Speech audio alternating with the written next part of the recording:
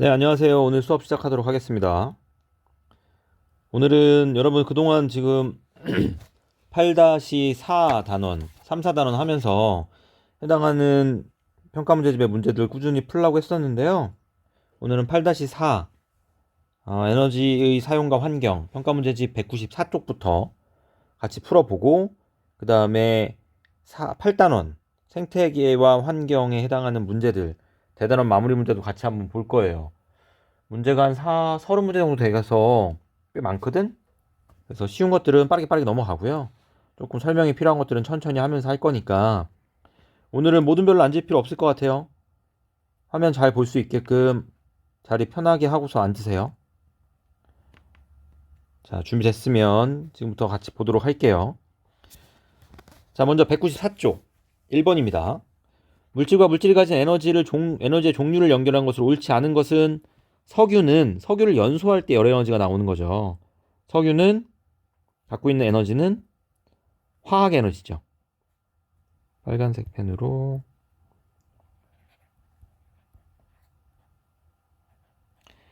답은 1번이고요. 쌀도 음식물, 화학 에너지, 우라늄 핵발전할 때 핵 에너지, 공기가 움직이는 거니까 운동 에너지 또는 역학적 에너지.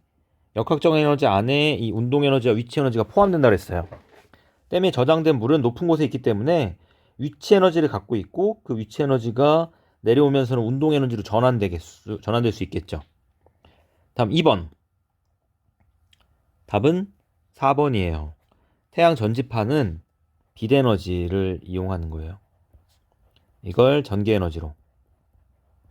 태양 열 발전이 있고 태양 광 발전이 있는데 태양 열은 말 그대로 햇빛의 적외선, 열을 이용해서 물을 데우는 거고요. 이 전지파는 빛에너지를 전기에너지로 바꾸는 거예요. 다음 3번에 주전에 올려놓으면 난로를 끓이면서 떠그럭떠그럭 움직이죠. 1번 땔감은 화학 에너지를 갖고 있다. 맞고 2번 물이 수증기가 될 때 열 에너지를 흡수하였다. 이것도 맞죠.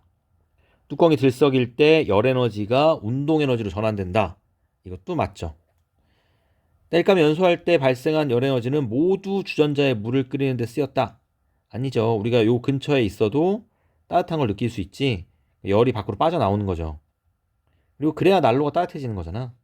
답은 4번이겠고요. 5번 땔감이 처음에 가지고 있던 화학 에너지는 모습만 바꿨을 뿐 소멸된 것은 아니다. 맞죠? 에너지 보존 법칙이라고 하죠. 에너지는 전환되기만 할 뿐 새로 생성되거나 사라지지 않아요. 소멸하지 않아요. 다음 4번 에너지를 사용하는 목적 횃불, 조명탄, 형광등, 불꽃놀이 얘네들은 다 빛을 얻기 위해 쓰고 있는데 전기난로는 열을 얻기 위해 쓰는 거예요. 자, 다음 5번 어떤 장치에 몇 초 500줄의 열을 공급했더니 몇 초 150줄의 일을 하였대요. 내보내는 건 뭐 500줄 공급했는데 그 중에 150줄 일했으니까 나머지 350줄은 버려지겠죠. 350줄은 빠져나가는 거고요. 그럼 얘 열 효율은 공급된 양 500줄분의 한 일을 150줄이니까 0.3 30%네요. 답은 이거고요. 350줄. 다음 6번 기관에 각각 공급한 열 에너지와 한 일이에요. 이거 다 계산해 보세요. 계산해 보시면 맨 위에 게 0.08 나오고요. 8%. 그다음 0.25, 그다음 0.35가 나올 거예요. 기관 중에 효율이 굉장히 떨어지는 얘가 증기기관. 그다음 이게 가솔린이고 얘가 디젤 기관이죠. 그래서 효율을 비교하면 CBA 순서다. 우리 수업 시간에 했었죠. 다음 7번. 지구 온난화에 대한 이야기인데요. 지구 온난화 현상을 심화시키는 것과 관련 있는 것. 화석연료 사용량 증가. 맞아요. 에너지 이용 효율이 증가하면 전체 사용하는 화석연료의 양은 감소하는 거니까 이건 좋은 거예요. 다음 에너지 사용 과정에서 변화의 에너지의 총량은 변하지 않는다. 이거는 지구온난화랑 관계가 없는 말이네요. 답은 1번 되겠어요.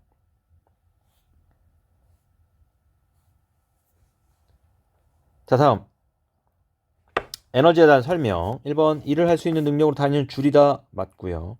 한 에너지에서 다른 에너지로 전환될 수 있다. 맞아요. 에너지는 다른 에너지의 형태로 전환될 때 조금씩 소멸된다. 그렇지 않아요. 전환될 뿐 새로 생기거나 소멸되진 않아요. 자, 2번 석탄. 여기만 왜 빨갛게 해놨지? 얘만 왜 빨갛게 해놨는지 모르겠어요. 어쨌든 석탄. 석탄이 갖고 있는 에너지의 형태는 화학 에너지.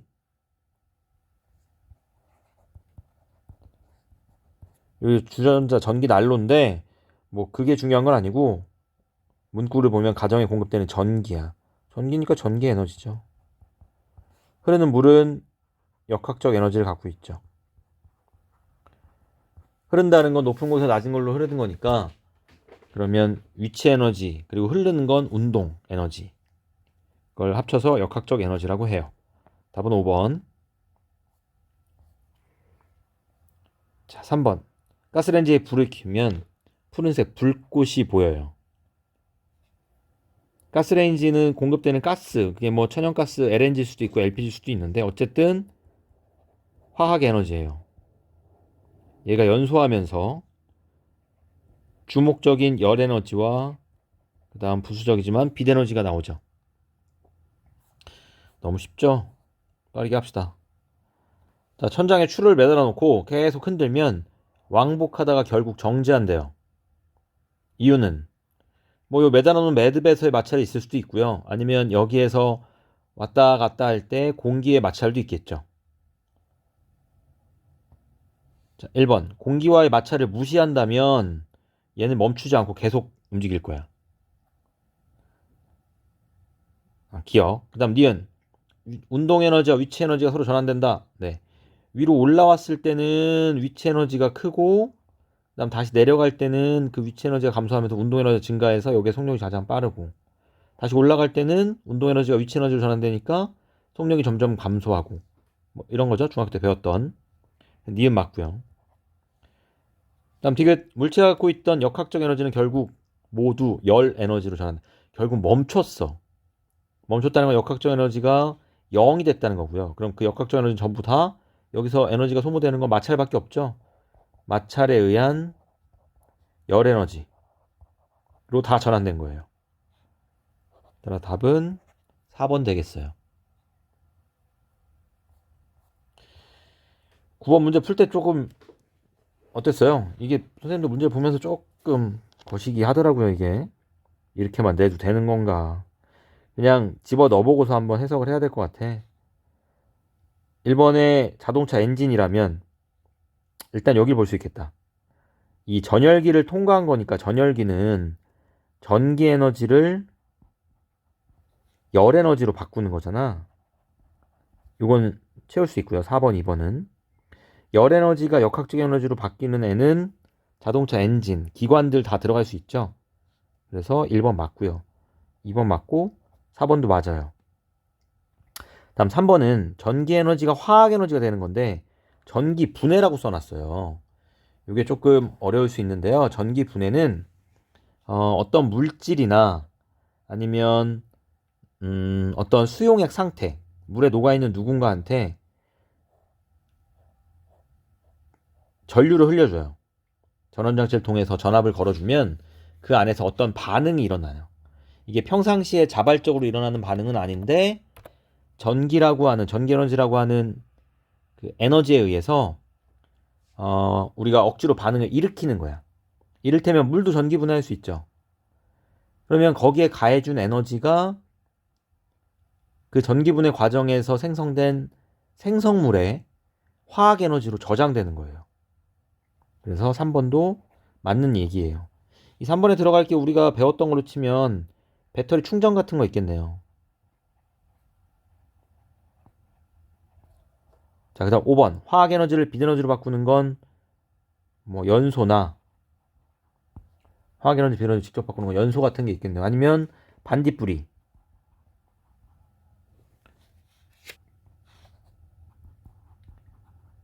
이런 게 우리가 배운 것들이죠.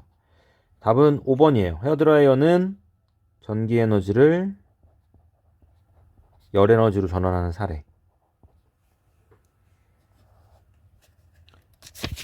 넘어갈게요. 7번. 얼음판 위에서 썰매를 한번 밀어주면 썰매는 미끄러지다가 정지한다. 정지하는 이유는 어쨌든 운동 에너지가 감소해서 0이 되는 거니까, 역학적 에너지가. 그 에너지가 어디론가 가야죠. 마찰에 의해서 운동 에너지가 열 에너지로 전환되기 때문에 그래요. 다음, 썰매가 멈추는 동안 에너지의 총량은 조금씩 줄어든다. 이거는 어떠한 문제든지 간에 항상 총량은 절대 바뀌지 않아. 총량이라고 나오면 절대 감소하지 않아요. 기억해 두세요. 다음 디귿. 썰매의 처음 운동 에너지는 썰매에서 발생한 열 에너지보다 작다. 더 적은 에너지였는데 더 큰 에너지로 바뀔 수 있겠어요? 이것도 불가능하죠. 총량은 항상 같아야 되는 거예요. 다음 8번. 한 에너지가 다른 에너지로 전환될 때 에너지는 새로 생기거나 소멸되지 않는다. 모든 변화에서 에너지의 총량은 항상 일정하다. 이건 에너지 보존 법칙.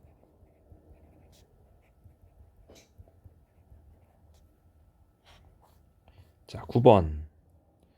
헤론의 공이라는 게 있대. 이게 어떤 기관에, 우리가 알고 있는 내연 기관들의 시초가 되는 형태죠. 기억, 열기관의 일종이다. 맞고요. 다음 니은. 장치가 작동하는 동안 에너지 총량은, 이거 기억하라고 그랬죠? 이거는 어떠한 경우에도 항상 맞아요. 디귿. 구에서 수증기의 열 에너지가 모두 운동에 전환된다. 그렇지 않죠. 밖으로 빠져나가는 것도 굉장히 많을 거예요. 다음 10번. 요 기관, 이거 너무 어렵게 생각하지 말라 그랬어. 그냥 고열원과 저열원의 차이만큼 일을 한다. 요 정도만 이해하시면 돼요. 기억, Q1은 열기관에 공급되는 열 에너지다. 맞아요. W는 손실된 열 에너지가 아니라 이게 외부의 한 일.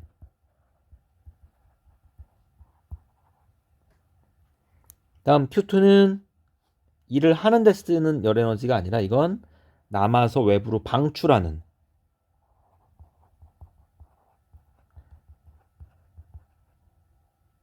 열 에너지이고요. 다음 리얼 에너지는 보존되므로 Q1은 W와 Q2의 합이다. 맞죠? 답은 2번.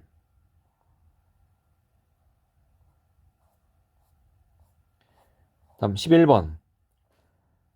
휘발유의 화학에너지를 100으로 놓고요. 각각 에너지가 어디다 쓰는지 보이는 건데 마찰열 45%, 이게 제일 많아. 엔진의 열 20%, 그다음 기타 뭐 10%. 그럼 남는 이건 쭉쭉쭉 계산해보면 25%만 실제 자동차를 움직이는 데 쓰이고 있어요. 기억 틀렸고요. 효율이라는 건 따라서 25%가 효율이에요. 휘발유 저장된 에너지의 형태는 화학에너지. 맞죠? 열로 전환된 에너지는 모두 모아서, 이게 문제야. 방출되는 열은 다시 수거할 수가 없어요. 뭐 이미 방출됐다면, 방출되지 않고 모을 수 있는 방법이 있겠지만 이미 방출된 걸 다시 수거할 수는 없어. 답은 2번. 자, 12번. 12kcal. 앞에 K가 붙으면 킬로미터 하듯이 1000이고요. 그러니까 얘는 2만 칼로리예요. 근데 1칼로리가 4200줄이라고 했으니까 1kcal가 1칼로리는 4.2줄이야. 어쨌든 2만 칼로리는 84,000줄이에요. 열 효율. 공급한 열이 84,000줄인데 그 중에 16,800줄만큼 일을 했어요. 이걸 퍼센트로 나타내면 20%네요. 얘의 열 효율은 20%인 거예요.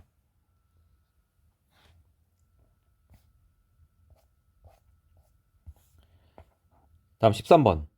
이거 우리 수업 시간에 계산했던 건데 얘네들의 이용 효율, 에너지 이용 효율 구해보면 열 효율이라고 얘기하는 건 열이 일로 전환될 때 열 효율을 얘기하고요. 그냥 전기 에너지가 이용되는 효율을 얘기할 땐 에너지 이용 효율이라는 표현을 써요. 얘는 여기다 쓰자. 30분의 1.5니까 0.055%.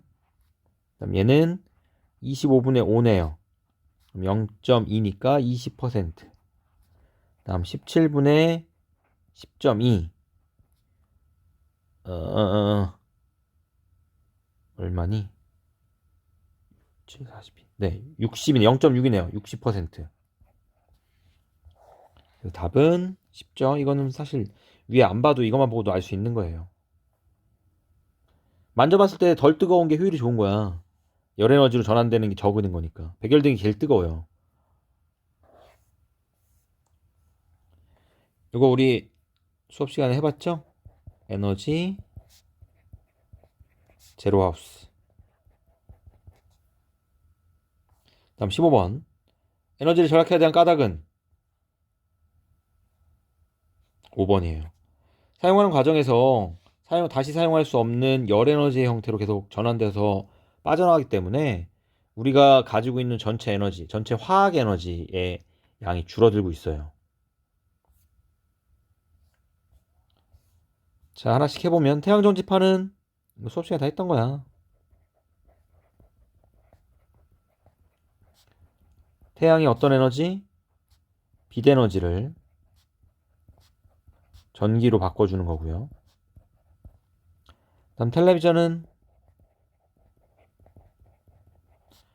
전기 에너지를 우리가 원하는 빛 에너지와 소리 에너지로 바꾸고 원치 않지만 열도 같이 방출돼요. 다음 전기밥솥.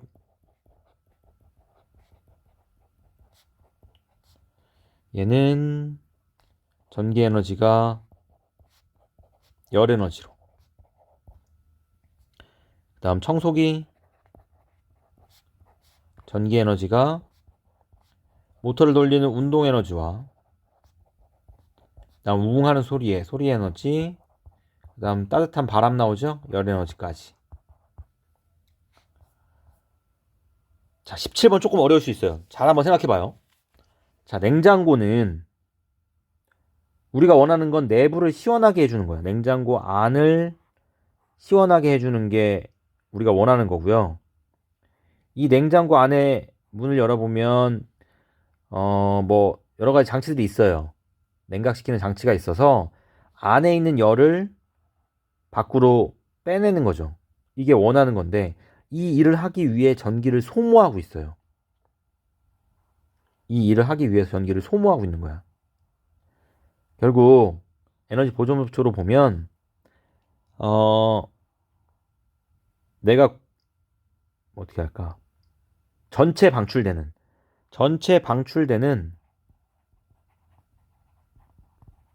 열 에너지는 냉장고 뒤에 보면 되게 뜨겁거든. 얘는 공급해준 전기 에너지와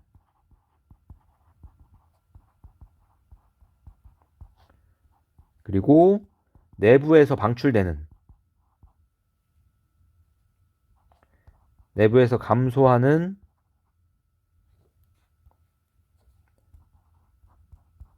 열 에너지의 합과 같아요.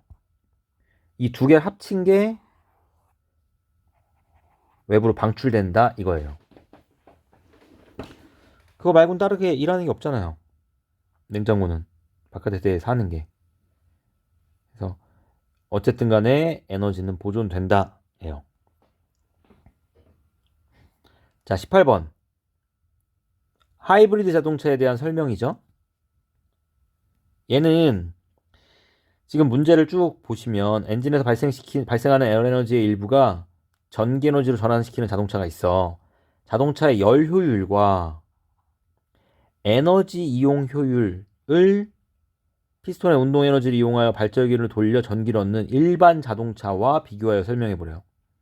일단 열 효율은 하이브리드 자동차도 일반 자동차와 똑같은 엔진을 사용을 해요.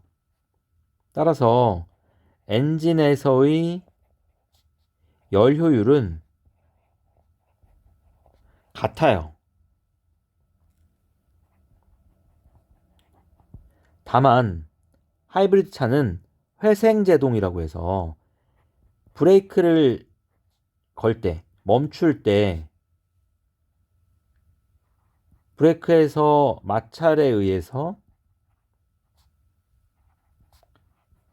열 에너지가 발생하잖아. 그 열 에너지를 전기 에너지로 전환시켜요. 그러니까 얘는 에너지 이용 효율은 더 높겠죠. 이 전기로 다시 전기 모터를 돌려. 그러니까 빠져나가는 열을 어쨌든 모아서 다시 쓰는 거니까 에너지 이용 효율은 높은 거예요.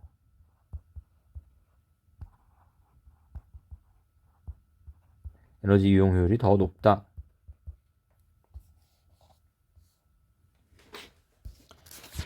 자, 정리하시고요. 힘드네요. 정신없지? 잘 따라오고 있어요? 몇 개 안 남았어요, 이제 우리 문제. 한 10분 정도만 더 하면 끝날 것 같아요.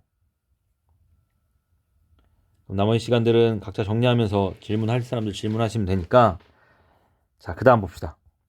우리가 1, 2번은 시험 범위가 아니고요. 3번 보시면 사막을 나타내고 있어요. 근데 사막이 지금 여기에 쭉 퍼져 있죠. 요 지역에 30도 부근, 또 요 지역에 퍼져 있죠. 북위, 남위, 위도가 30도인 곳에 퍼져 있어요. 어쨌든 위도가 30도 부근에 증발량이 많으니까 사막이 많이 생긴 건 맞고요. 다음 지구 온난화로 인해서 강수량이 증가되면 사막이 덜 생겨야지. 나 아프리카 대륙 그림 보면 알죠? 70%까지 되지 않아요, 사막이. 그 답은 우선 1번이고요. 그러면 왜 30도 부근에 사막이 많이 생겼는지 기억나요? 우리가 순환세포 배웠죠? 대기 대순환에서 얘네가 순환할 때 적도에서 상승해서 이렇게 순환하는 이 순환세포를 헤들리 순환, 그 다음 극에서 하강에서 쭉 오다 60도 부근에서 상승하는 얘를 극순환. 뭐야 이거?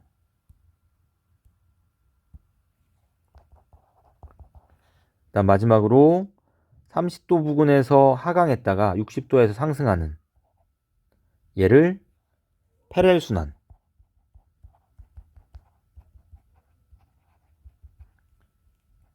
이라고 하죠.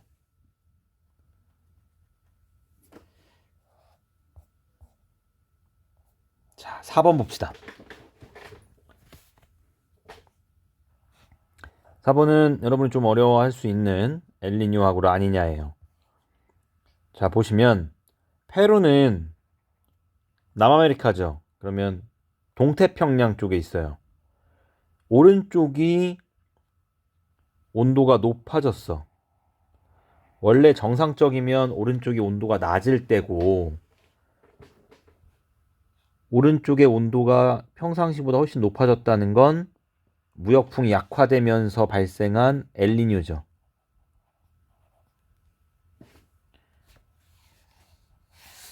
반면에 페루 쪽이 훨씬 더 기온이 뚝 떨어졌어요. 이건 평상시에 무역풍이 더 강화되면서 일어난 라니냐예요. 자, 엘니뇨하고 라니냐가 왜 일어나냐? 무역풍으로 설명할 수 있죠. 기억나요? 이거 다시 한번 앞으로 돌아가서 좀 보고 와서 보면서 할게요.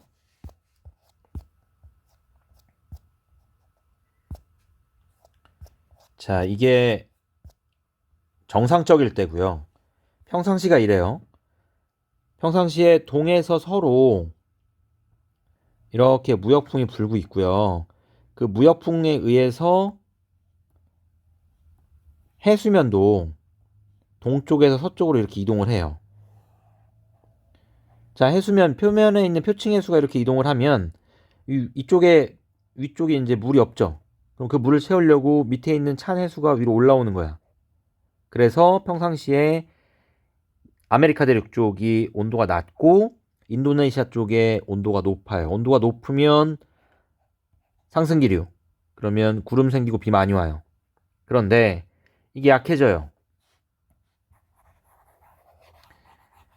이 무역풍의 흐름이 약해지면 표층 해수가 동에서 서로 가지 못하고 반대로 역류하는 거야. 거꾸로 와요. 그러면 원래는 아래쪽에서 이렇게 용승에서 여기까지 이 집 표층까지 찬 해수가 도달해야 되는데 그러지 못하는 거예요. 그럼 평상시보다 이쪽에 온도가 높죠?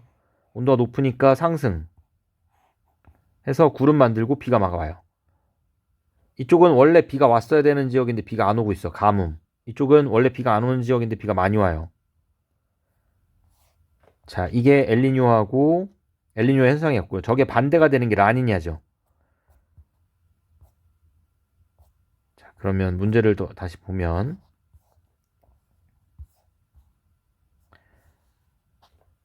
엘니뇨 때는 무역풍 약화.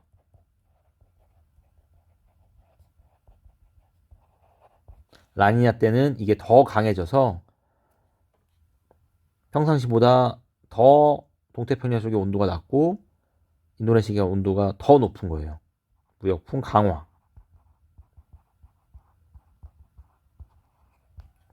기억? 틀렸죠? A 시기에 더 강하게 불었고요. 니은 A 시기에 페루 앞바다의 용승은 평소보다 강해진다. 용승이 강하다는 건 심해에 있는 차가운 물이 더 많이 올라온다는 거잖아. 그러니까 얘네가 평상시보다 기온이 낮다. 맞죠? A 시기에. 디귿 B 시기에 인도네시아 지역은 평소보다 강수량이 많았다. 엘니뇨 때는 온도가 평상시보다 낮은 거야. 인도네시아 앞쪽은. 따뜻한 물이 동에서 서로 와야 되는데 이게 약해졌으니까 평상시보다 온도가 낮아. 그러면 상승 기류가 덜 할 거고요. 여기는 오히려 비가 안 와서 가뭄이에요. 답은 니은이네요.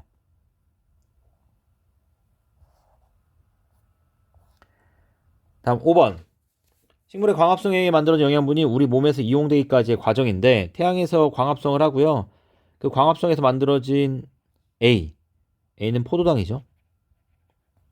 이게 뭐 식물에서 직접 올 수도 있고요. 여러 동물에 거쳐서 올 수도 있고 어쨌든 우리한테 왔어요. 오면 활동에 쓰이죠. 일부는. 그리고 일부는 체온 유지에 쓰여요. 활동은 운동 에너지일 거고 체온 유지는 열 에너지겠지. 다음 기억 A는 화학 에너지다. 포도당은 화학 에너지 맞고요. 다음 니은 자 이복이 또 나왔네요. B와 C 에너지의 합은 A보다 작다. 총량은 항상 일정하다 그랬지. 틀렸어요. 디귿 식물은 태양으로부터 열 에너지를 받아 광합성을 한다. 열 에너지가 아니라 빛 에너지. 답은 기억만 맞아요. 다음 6번. 가스레인지를 켰더니 가스가 타면서 주전 속에 물이 끓어 주전화 뚜껑이 들썩였다. 가스의 화학 에너지가 수증기의 열 에너지로 전환돼서 이 열이 많아지니까 수증기가 팽창하고요. 그 팽창하면서 뚜껑의 움직임을 만들어줬죠. 뚜껑의 역학적 에너지로 전환됐어요. 역학적 에너지란 운동 에너지와 위치 에너지를 합친 거예요. 다음 7번. 어떤 열기관에 1000kcal의 열 에너지를 공급했더니 300kcal에 일을 했어. 그럼 효율은 0.3이고. 공급을 늘리면 효율이 증가한다? 아니에요. 만약에 2000kcal 공급하면 얘는 600만큼 일하겠죠. 어쨌든 효율은 늘어나지 않아요. 다음 디귿 열기관이 방출한 열 에너지는 1000 중에 300이라고 700 방출했어요. 다 됐네요. 10번은 선생님 잘 몰라요. 네. 시험에 안 나온다는 거죠. 찾아보면 97년에 맺은 교토의정서는 이산화탄소 배출량을 어떻게 줄이자 라고 하는 거에 대한 약속이거든. 답지에 있는 걸 보면 1차는 2008년에서 2012년까지, 2차는 2013년에서 2020년까지인데 온실가스 배출량을 교토의정선은 90년 대비 5.2% 감축하자. 이게 협약이었던 거고 2020년까지. 여기는 오스트리아, 캐나다, 미국, 일본, 유럽연합 회원국 등 총 37개국이 참여를 했고요. 2015년의 파리협정은 산업화 이전 수준 대비 지구 평균 온도가 2도씨 이상 상승하지 않도록, 산업화 이전 기준으로 해서 그거보다 2도씨 이상 상승하지 않도록 온실가스 배출량을 단계적으로 감축하자, 이런 이야기가 담겨 있는 거래요. 좀 더 뭐랄까요, 결과에 대해서 어떻게든 뭐 CO2 배출량만 감축하는 게 아니라 어떻게든 기온 상승을 막자, 이런 게 파리 협정의 내용이에요. 자, 여기까지 해서 우리 8단원 대단원 마무리 문제까지 다 풀었고요. 다음 시간부터는 9단원 발전과 신재생 에너지로 들어가도록 할게요. 이쪽 내용이 첫 단원이 조금 어려워요. 여기는 다음 시간에 또 집중해서 공부하도록 하고요. 8단원까지 내용 다시 한번 정리하시고요. 잘 이해 안 되는 부분 있으면 친구들한테 서로 물어보고 선생님한테도 질문하고 하세요. 고생하셨습니다.